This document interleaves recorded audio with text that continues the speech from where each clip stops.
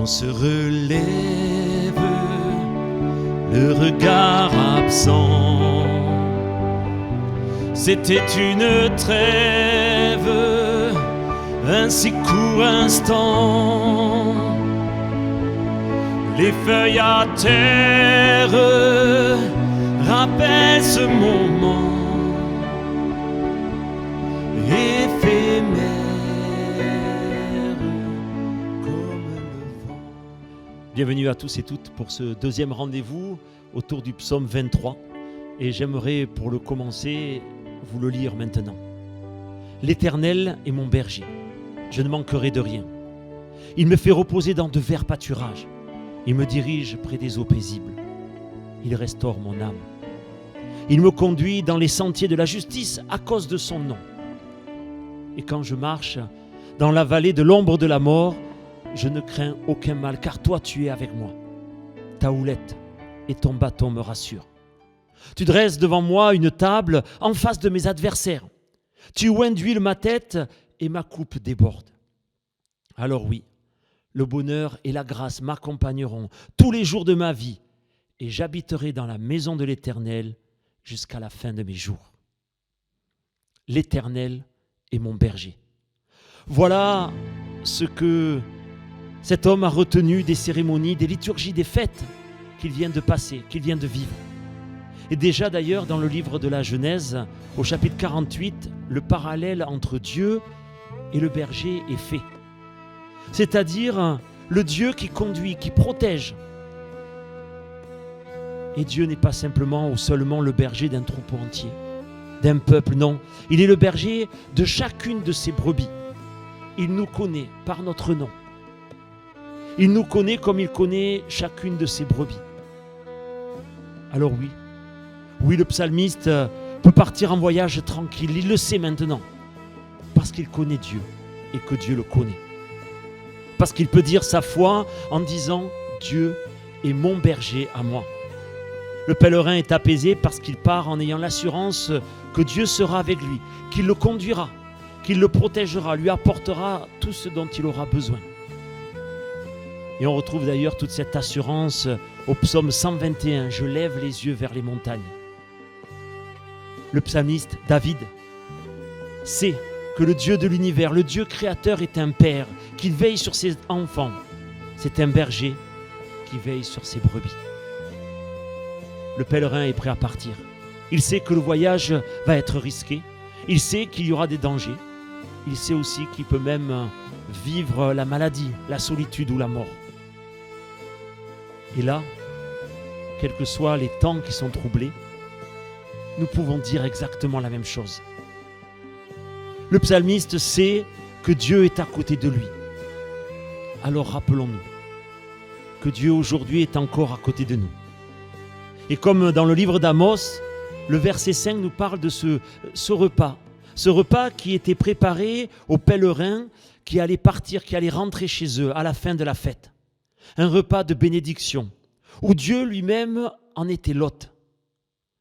Dieu est notre berger et il nous accompagne encore aujourd'hui. Amen.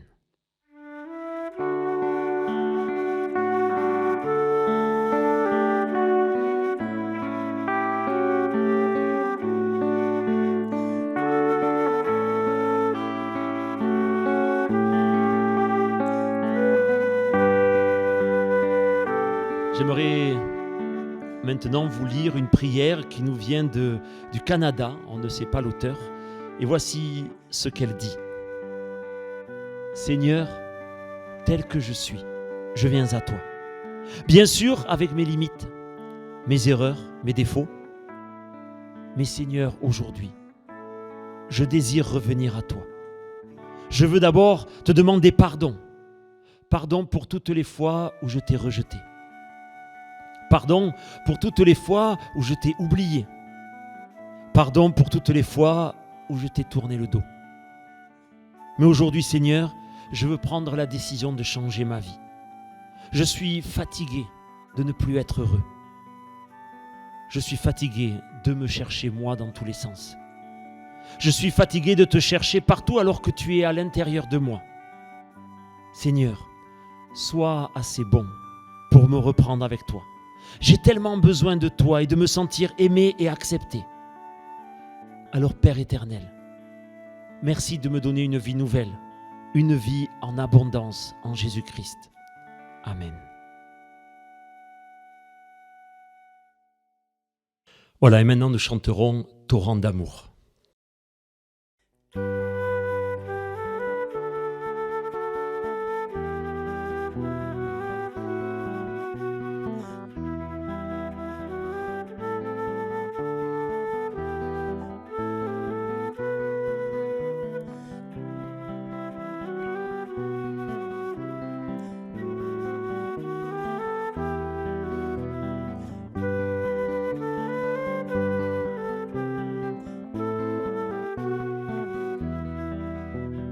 Torrent d'amour et de grâce, amour du Sauveur en croix, à ce grand fleuve qui passe, je m'abandonne et je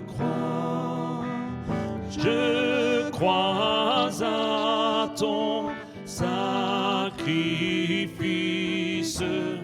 ô Jésus, agneau de Dieu, et couvert par ta justice, j'entrerai dans le saint lieu.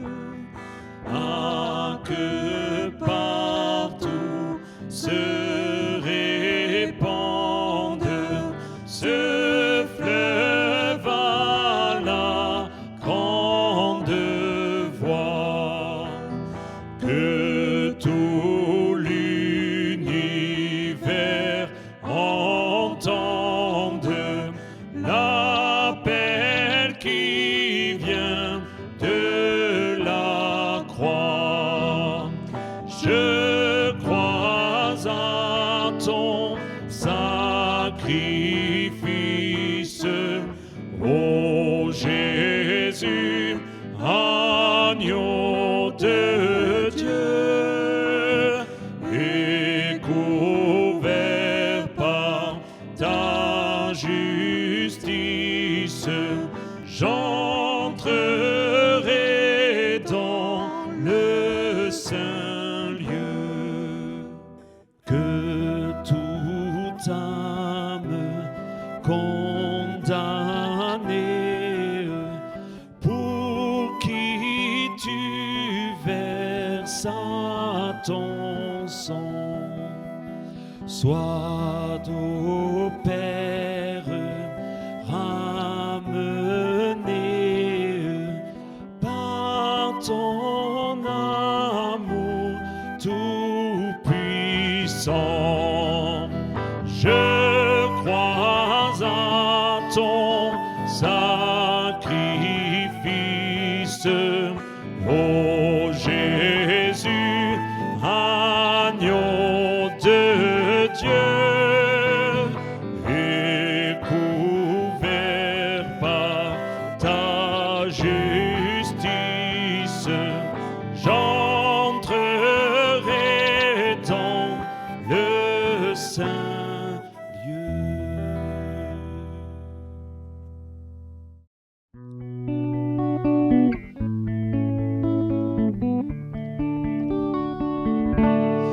Assis par terre, le vent dans les cheveux, rien devant moi, si ce n'est ce vœu. Le ciel se voile, comme à chaque fois, comme une toile. Il ne reste que moi.